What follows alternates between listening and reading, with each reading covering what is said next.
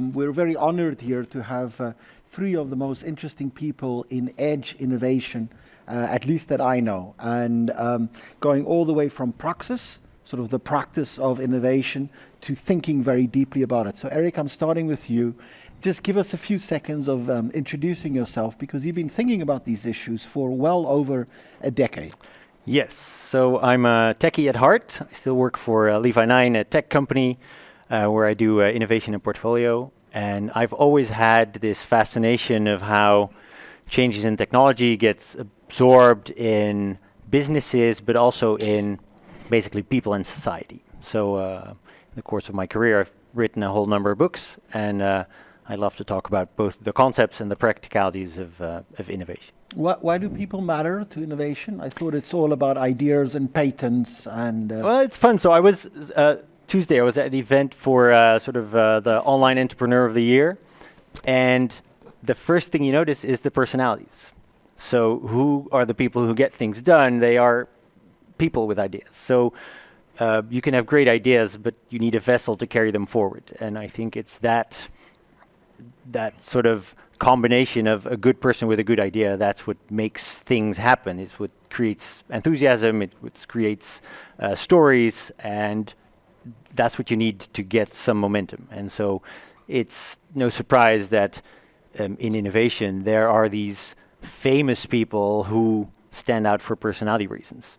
Not always the nicest people even, but they are noticeable they carry ideas. And I think that's needed. And it also explains lots of people who are highly frustrated because they have great ideas, but they're not the right vessel.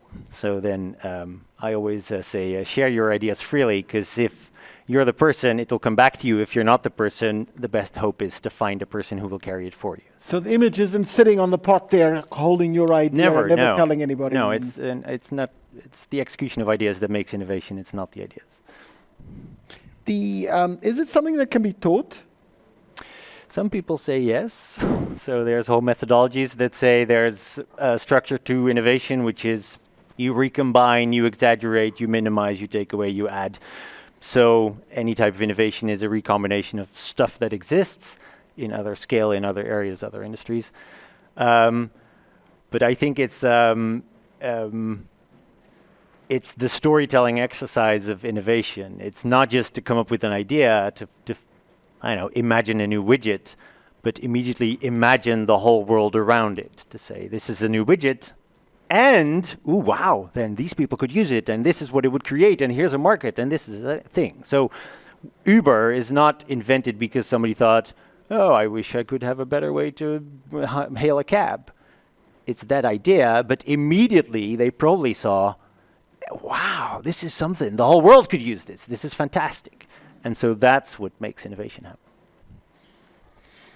Bill, we've known each other for, almost 20 years, I would say, all the way from building electric vehicles in your warehouse in Berkeley there, through to shipping parts out of Europe, which was impossible to be sourced in the US. Just introduce yourself, because you've spent a time both at the very practicality of innovation, the praxis that Erik is alluding to, all the way to deeply thinking about how these contexts change. I grew up in Northern California, kind of surrounded by Silicon Valley ethos and pace of doing things, and so I've worked in a bunch of different areas, mostly internet infrastructure, but also electric vehicles and sustainable industry. And my interests, as they impact the creativity and the process of innovation, have led me to believe that there's a kind of a physics to it, that it's not, there isn't, a cookbook that you can follow that will, yield good innovation, but there are sort of a set of trade-offs that will either nurture it or prevent it. And I think, one of the things that we've talked about is this notion that there's the core and the edge, the periphery and the center, and The periphery is the Wild West. It's where people can take risks and, make messes and move fast and break things and fail, fast and fail often. All these things that, are not treasured in large industry in the center, in government, in the sort of traditional staid areas that look at innovation as being more of a risk, a danger than a value. Yet, at the same time, if everyone doesn't innovate, we don't move forward. So the question is, if you're in the center and you need to move forward, how do you bring that innovation in from the periphery, or how do you instill it in your own people? And how do you? I think that this really, there are a bunch of axes here, but the main one is around risk and tolerance, appetite for risk. And so in the periphery, you can get away with a lot. You can take all kinds of risks. You're operating at a tiny scale such that, your industrial accident affects your house cat and your kitchen, not, a continent.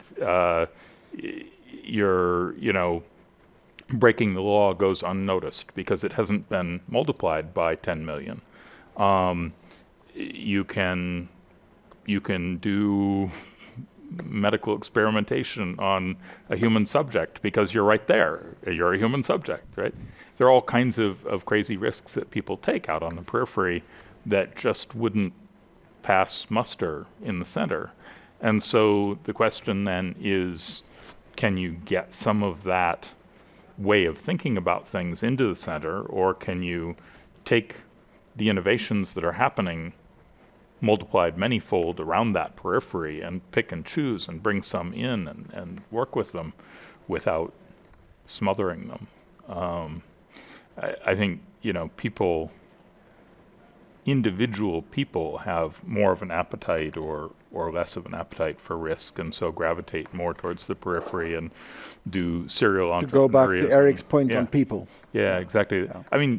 It's also brand, though. If you are, massive bank, you can't just fiddle around and say, let's try an online bank and see what happens, because that brand-wise blows up in your face. And if you're a startup, you say, I have nothing, see what happens. Yeah, exactly. And then if you happen to leak all the information about your first 1,000 clients, too bad, let's start a new business. Yeah. But if you're, ING, let's perhaps not. Yeah. And so it's not just a person and an appetite, it's also, there is more at stake if you play on behalf of a larger player. And so maybe some innovations can only be done in the free space and only then be absorbed, accelerated, and scaled in the larger entity. Yeah. And I'm going to come back with Erik to challenge that a little bit, because nothing is as safe as a house. That's where you live, breathe, and die eventually. And at the same time, the number that comes to mind here is 33,000 building units. You've accelerated housing units. Yeah. You've accelerated from years or a year plus down to months. How did you achieve this? Well, that was not easy. So innovation is not easy. How did we achieve this? So when we started with OMRT roughly 4 years ago, was out of the frustration, I would say, on the design process to get towards a building design. That takes a long time. A lot of people talk about we should shorten the construction process. I think we should shorten everything that happens before there rather than building faster. And we came up with a technology. Well, actually, we implemented through a platform in design teams where they are able to put all their preconditions into the platform, and the platform is able to automatically design urban areas, buildings with apartments in there, and check the performances around that urban area and the building itself. So performances like how does the wind flow, how many sound pressure is on your facade, what is the energy consumption of the building, what is the amount of daylight coming in. Most importantly for everybody that is developing in the outer world is the business case. And generally the business case is handled first, and then the performances and the design. And we tend if we put all the data up front, we tend to do that all at the same time, where the business case is at the exact same level of value as the other parts, which are, for the long term, for the people living there, even more important than the eventual business case. So, the general design process we tend to shorten from 18 months up to 4 to 5 weeks. That's mainly because we interact with municipalities and they take time to make decisions generally. So it's not to bash municipalities, obviously, but they take time to make decisions. And that resulted in 4 years in 33,000 housing units designed.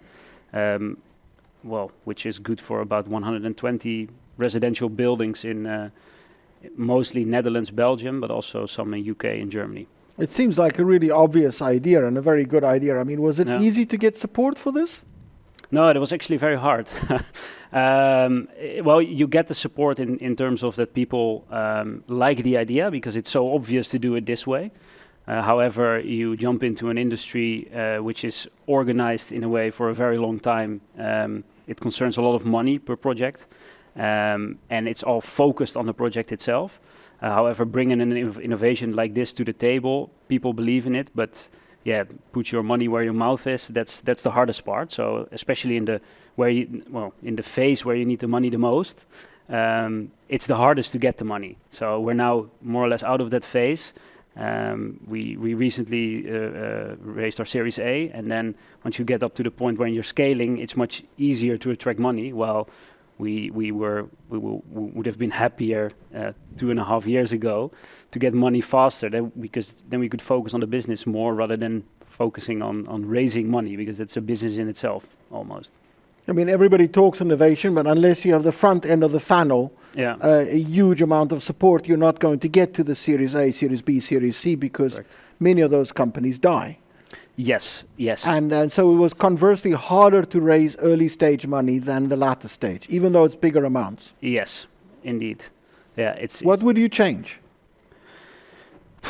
There are a lot of things I would change. So I think we, like we discussed earlier as well, is making venture capital in Europe, in the Netherlands, actually venture capital. So in Dutch it's translated as durfkapitaal. So it means like that you dare to put your money where your mouth is, which is something much more common in where it originates from, Silicon Valley. You might know.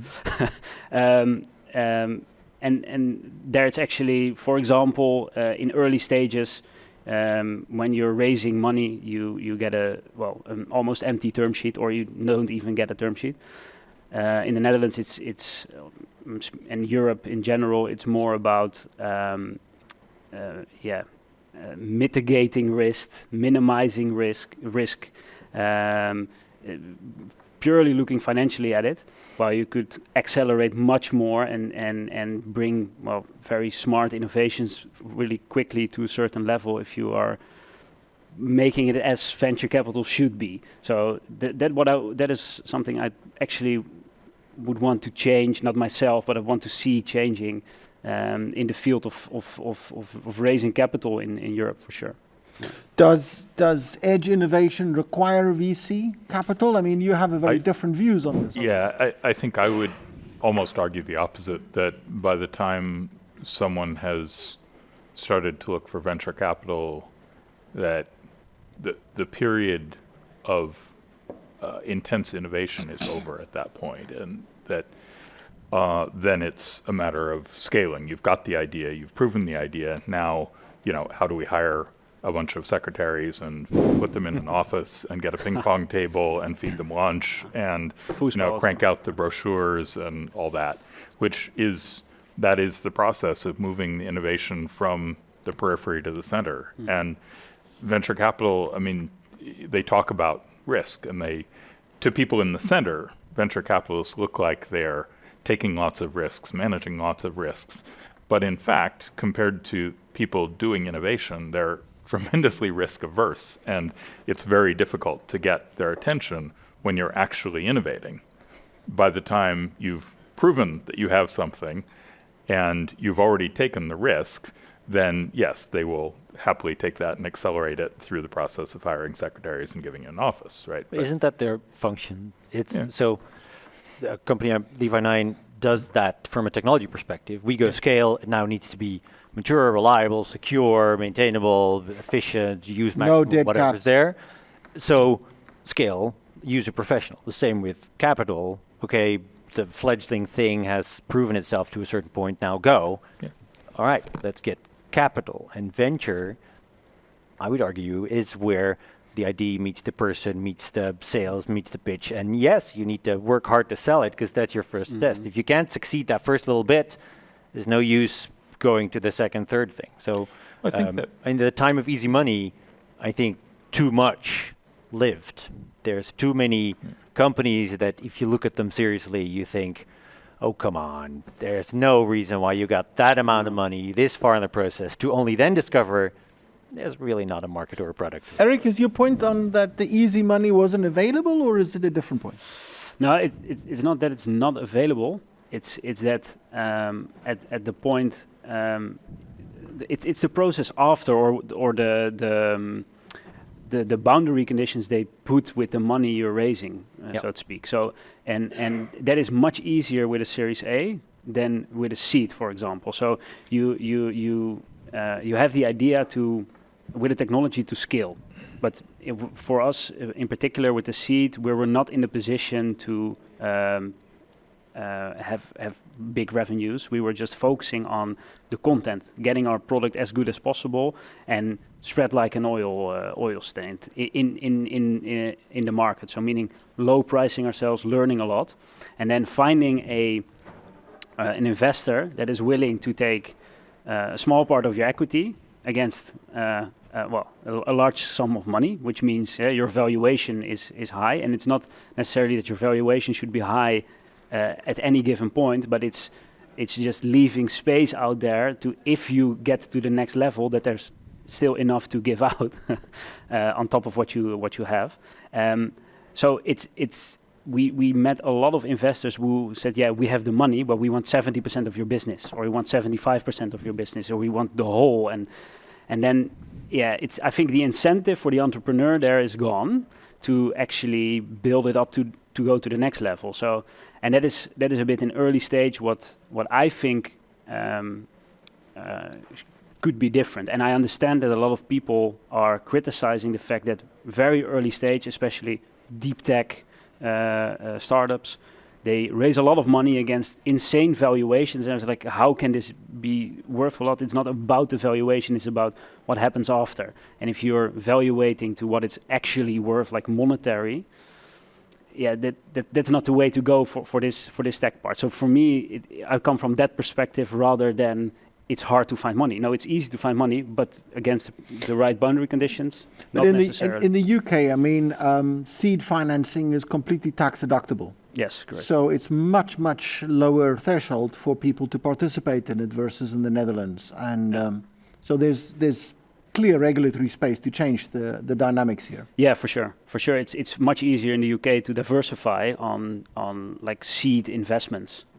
So early stage venture capital, because it's tax deductible. In the Netherlands, it's not yet the case. I think they're talking about it for a while already. It's not yet the case. Therefore, it's much harder to make a decent seed investment against low equity, 10%, 50% of the Bill, share. I mean, I want to go back to your Cisco example that we talked about earlier. Is Cisco innovating? So to give a little background here, what we had talked about was the fact that Cisco historically has encouraged a lot of its executives and senior technical people to go do startups with some backing from Cisco. And IBM does this as well. I observe it in a number of big tech companies, such that there's this constant cyclic flow of people going out, doing a startup, and then that company has sort of first option to bring it back in. And that is a way of encouraging a flow of people and ideas back and forth between the periphery and the core. Another thing that I think matters a lot is regulatory environment and governance. And I think one of the things that you see a big difference between Europe and the United States is that the US as a country, as a government, makes a Wild West environment relative to Europe, right? In Europe, governance tends to be relatively staid, relatively conservative, relatively careful. In the US, we've got self-driving cars running over pedestrians, and nobody ever asked whether it was okay to do that before running people over. And so, there's good and bad to this, right? A lot of people look at the good and say, oh, but the bad, that was preventable. People should have been more careful. But in fact, if what you're looking at is just this axis from low risk tolerance to high risk tolerance, you can't have just the good parts of the high risk, right? The good and bad go together. And so, one of the problematic things, I think, is that there are just as many innovative entrepreneurs in Europe as in the US, but the problem is that while they receive no scrutiny, they're able to get away with trying things, but then they grow and they grow and they grow and they hit a point at which suddenly they become noticed. And the moment they're noticed, everybody's on their case. And their only real outlet at that point, if they want to continue doing the kind of thing they're doing and still grow, is sell out to an American company, right? And then suddenly they've got the protection of the American government. They've got the big playground to work in. They've got the resources. And I think Europeans wouldn't agree that's necessarily a good thing. No, it's I think not. they say we like social structure and safety and food safety and privacy and not my DNA data being traded amongst God knows who. Is this a false dichotomy? I mean, is it really an either or, the way that Bill sketches it? Well, if you say there's a Wild West in the United States and it's sort of restricted here, the restrictions are based on values that we as a Europe sort of agree upon. Yeah, absolutely. But it's interesting to see how sometimes then it comes back. So companies grow up in the United States, or companies come from the United States with all sort of the Wild West, and then they enter Europe and they start to abide by the rules. They say, all right, good, we don't like it, but okay, here we go. Google, a couple of finds later, starts to think about privacy. All right, that makes sense. Or they lobby harder in Washington. Or they lobby harder and try to change it. To be defended against European. Yeah, maybe I'm too optimistic here. I see this, entrepreneurial mode coming forward here of the world as we want it. I think generally the American market is, or in the US, they are much more opportunistic in terms of venturing than in Europe. But the downside of that is, for example, we were quite in time with racing, but I know from fellow companies who are raising right now, every American VC just shut the doors because of the recession, and that's something everybody's not so super scared of in Europe. It's like, okay, yeah, we got this, we're minimizing risk anyways, so we know that it goes over, so we keep investing, and there's always this part where the door stays open. So and at the same hand, there's $300 billion in the US allocated to, of which half of that is allocated to new investments at the VC front. So at one point, those flood doors will open because the money is sitting on people's books now and is starting to burn a hole in people's pockets at one point. Yes. Yeah. The Chinese model. China has a very different view on this. They have a picture of the society or the place that they want to be, and they innovate very diligently towards that. And I mean, the scope and scale of that, I mean, it struck. If one looks at the Millennium Development Goals, which were set around the millennium, the big problem in Davos wasn't the Millennium Development Goals, but that they were well exceeded, largely because of China's development. And, hence we have the SDG goals now, which aren't as hard set as the Millennium Goals, because everybody's not going to be surprised they're going to be exceeded. So is China out innovating the world? I mean, that picture of China as a laggard is clearly not reflecting the current reality. I remember meeting a government official, Southern Europe, who kind of regretfully was wishing for the Chinese model, because he was very tired with everything going so slow. He said, oh, if only this was China, we would just make a decision, we could go.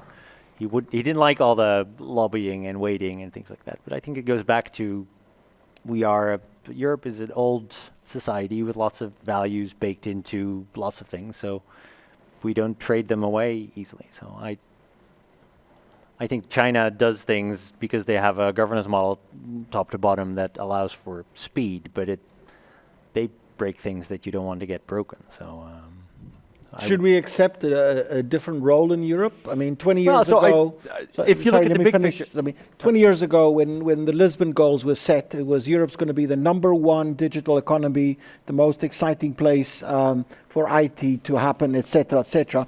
Now, 20 years later, there's a significant split between the scope and scale of the European economy and the US economy. It's clearly, on any measurements, outperforming the European economy. So there's a cost to these. Quality of life, happiness,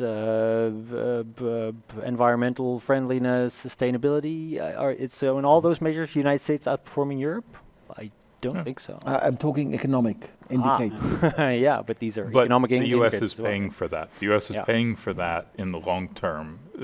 The fact that people look from the U.S. to Europe and think, well, I'd rather my children grow up in Europe than the U.S. is the same place many developing countries were 20 years ago, 30 years ago. They'd look at the U.S. and say, I'd rather my children grew up there.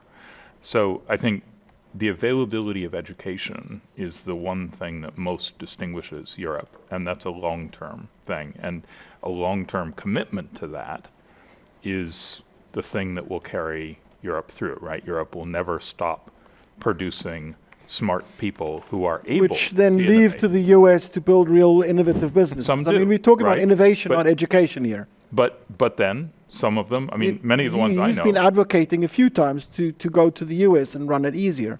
Yep.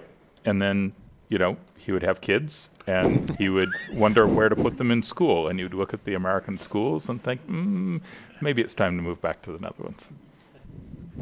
Global challenges. I want to move to, we clearly, after the summer, I think there's a broader global realization that sustainability isn't something as a peripheral or an edge interest or anything like that. It's very much in the center. How do you think innovation, and then coming back to the challenges of Europe, because clearly the system as it is now isn't producing a sustainable future for our children to be educated. So in which way can innovation here help, and what are the things that should be happening here in Europe to facilitate these innovative processes? So the one thing, it's the first, who dares to move first? So in most innovation, the one who moves first gets the market. In these sustainability issues, the one who moves first usually pays. And everybody else gets sort of the little benefit of still being able to sell cheaper or do things easier. So if you want to sell the most sustainable car, you're going to be out of the market for a little while because you're going to probably be the most expensive car for a little while.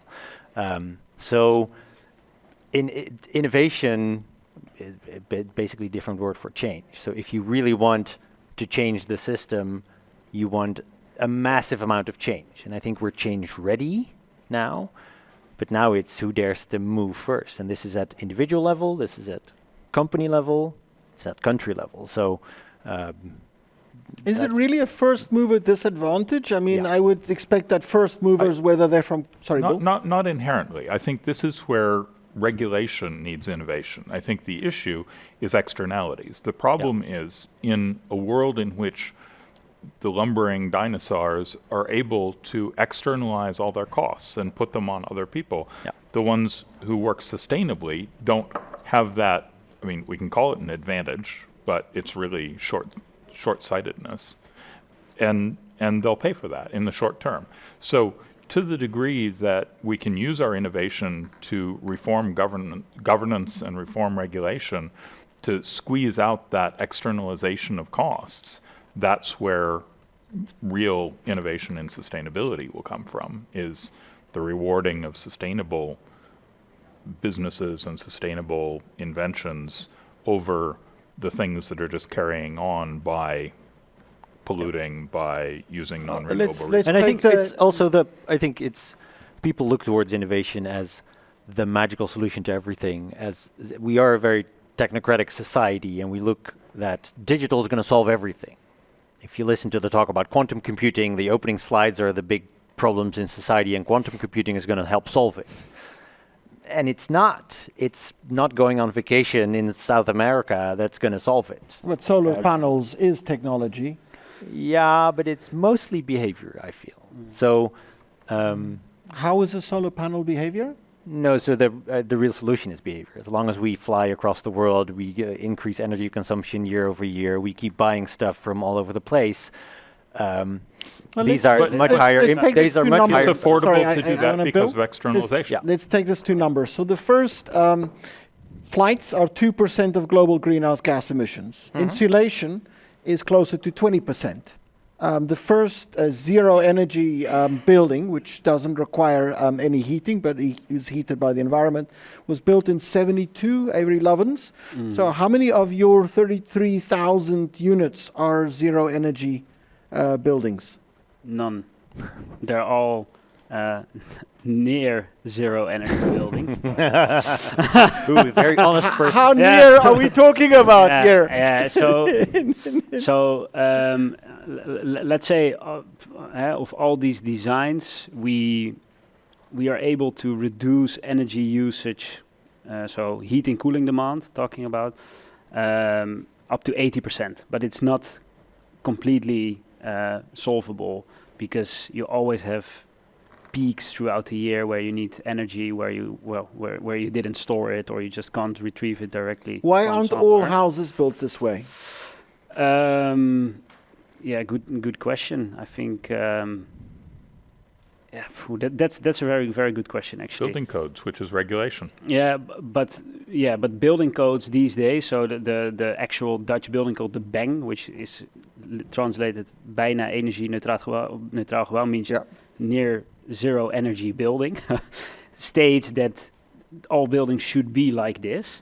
The problem in standardization is that it's standardized. So they're not like, you don't go intrinsically for the best solution, you go for the most standard one, which is closest to the best solution, I would say. But I think that those standards and the implementation of those standards require technology in general to do it on a big scale. So for one building it's relatively easy, but do you want to do it for thousands of buildings for the coming 50 years, then it starts to become very complicated. The invention was 50 years ago. It's reasonable to expect it'll take 10 years to cycle through the market. Yeah. It's built in, for other people, another 10 years. Yeah. So we've got 30 years of built environment. Yes. And at the same hand, we've got the European Energy Directive, which is very clear. Within this or the next year, we can only build zero energy buildings. That's the European Energy Directive. And we've spent all summer talking with each other that there's an energy crisis coming. Yeah. And the conversions of insulation, talking furiously about not flying, which is 2% of the problem, and yet 20% of the problem is left unsolved. Yes.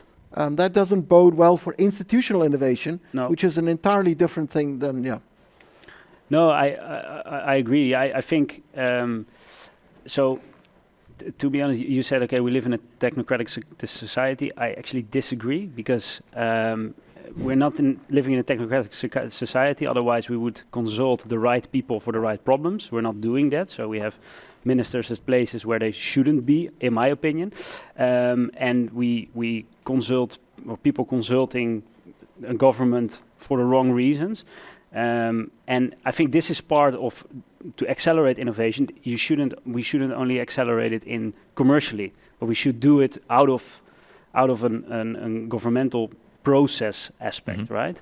And if the government makes clears the way, and the process shaping the process together with the commercial companies which are innovating, I think we can go in a much faster pace to solving these types of problems. Because if we invented a zero energy house in 50 years ago, and we didn't implement it on a large scale right now, then it's not the technology, it's just the process which enables that to implement it, basically. Yeah. Right. So, and I think that's where the discrepancy is in general. So we started off by innovations people-centric, and we're left with very soft notions here. It's beyond the capital constraints and these things. It's very much of what people believe is possible. I mean, you had an interesting experience coming to Europe with Quad 9 and delivering a set of services here. Yeah, the nonprofit that I run spun off a separate project some 5 years ago to, at the request of European privacy regulators, to provide recursive domain name service that was GDPR compliant, because the GDPR implementation deadline was coming up, and Google was madly lobbying them for a one-off exemption so that they could provide the service and monetize it by selling data without anyone else being able to compete with them. And European privacy regulators said, well, Google says that it has to be this way. What do we say to them? It doesn't have to be that way. And they said, well, it'd be a lot easier to make this argument if you could point at an example of somebody doing it without collecting and monetizing data. And so we talked with our donors and did it, and we incorporated this in California just as a matter of convenience, because that's where most of the people who were working on it were, and I was at the time, knowing that we should find the best possible domicile for it from a privacy and security regulatory perspective. And so we started immediately this search, and wound up narrowing it down to Switzerland, the Netherlands, and Iceland as the best possible locations, again, from a regulatory perspective more than anything else. And eventually the Swiss gave a lot of really good assurances under law about the privacy of people who would use the service, and so we got that moved over, and 3 days later Sony Music sued us, not in Switzerland, but in a court in Hamburg, Germany. Well, this is ongoing litigation, so I'm not going to... Yes. So the problem here being... To the broader point then? Europe, in this sort of European business culture of wanting to show that everybody is in agreement and going the same direction, there is a convention between European countries, including Switzerland as well as all the EU countries, that says that if a private party litigates in any court in Europe, that the findings are binding on any other country, regardless of their national law. And so there was a case pretty much exactly like this between Swiss litigants the year before in Switzerland that the Swiss Supreme Court threw out and said, this is ridiculous. We won't even, deign to entertain this. Yet there's a court in Germany that is very friendly to intellectual property rights litigants, and that finding then is used against a nonprofit in another country. All of this is not coincidence, right? This happened 3 days after we moved to Switzerland, because European law doesn't protect startups in the way that, American law protects not just startups, but the Googles of the world as well, right? The possibility of a case like that ever getting anywhere in Northern California is zero, and Sony knows that. But that's part of the social fabric of also understanding the value of innovation. In order to get to a sustainable future, we're going to have to spend at least $1 trillion a year plus. And that's on a global economy of $90 trillion. So the question here becomes, as closing remarks, is, innovating from the edge matters. Everything from washing machines to windsurfers they were innovated by edge people who actually wanted to use them. They didn't really care much about washing machines. They didn't really care much about dishwashers or skateboards or windsurfers or any of those things. They just wanted something that they could use, and that then scaled up. It's a very different perspective. It's research very well done at MIT. It's a very different perspective on innovation. It's saying that edge innovation is people doing things as consumers for themselves. So as a broader consumer or as a broader social structure, what should we be doing here to get to a sustainable future? And what role can edge innovation play here, in your view? Just 30 seconds as we're out of time. Yeah. So I think it's great telling great stories about potentials and possibilities, and at the same time thinking about the unintended consequences of chosen solutions. And it's cultivating that in society. I think that's going to help us forward. So be very optimistic about the opportunities of change and the capabilities that we can do, and meet any technologist and they say, sure, that can be done, which is a grand value. At the same time, society has to live with the unintended consequences of technology choices, usually for a long time after they've been made. And I think would better stories change legislation? Would better stories help, Bill? Ultimately, yes. Okay. Yeah. People solve their own problems. This is what you're saying, and I think that's the heart of innovation, right? If someone has a problem, they figure out a solution to it. Then venture capital, big companies step in and help scale that and make it not just a solution for one person, but a solution for many people, and society moves forward. So the question is, as a society, which innovations are you going to take and scale up to benefit everyone, and what problems are people presented with? And if those problems are not the problems that are actually useful to solve, then we don't get a useful benefit. So I think I come back to this question of externalization, right? The degree to which we allow big companies to externalize their problems and people have to work around that. This is not the kind of innovation we want. We don't want people having to innovate around some old It's not just big companies, it's governments. Yep. You know, in most cities, the largest polluters in the city is the government itself. It's the government services. It's not just companies. It's the structure of our society. We're externalizing everything into our children's future. So removing those externalizations is what gives you equality, and the more equality you have, the more each person's solutions benefit everyone else. That personal solution, Margaret Thatcher says there's no society, there's only individuals. You're arguing a case for individual solutions, but then bringing that social. You've lived this perspective of bringing individual solutions and scaling that up. Mm-hmm. That's a case for scaling. Yeah. Yeah, I think